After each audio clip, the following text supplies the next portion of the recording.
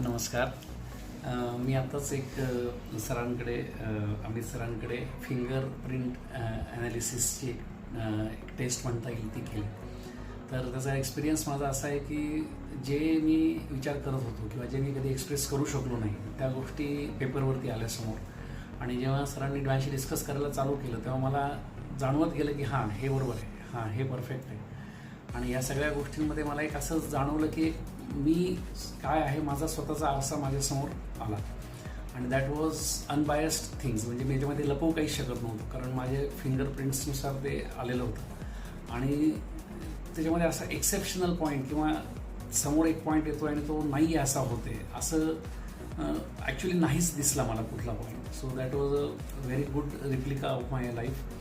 That also gave me confidence की मी जे सध्या करतो आहे ते करेक्ट आहे का, प्लस मी जे सध्या नाही करत आहे अप टू द मार्क ते करण्यासाठी काय करावं लागेल.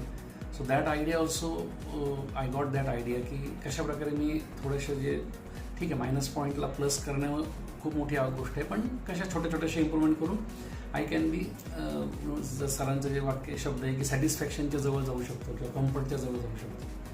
So that also good clarity I received from this analysis. So it's a very good tool. आणि इवन स्टुडंट्स असू द्यात किंवा गृहिणी असू द्यात किंवा इवन प्रोफेशनल लाईफमध्ये इवन माझ्यासारखा एक्सपिरियन्स माणूससुद्धा जर अशा प्रकारचे इनपुट्स मला जेव्हा मिळतात that also helps me for my further professional growth or decision making. So it's a very good exercise and everyone should go through it once. That is a very good experience. Thank you.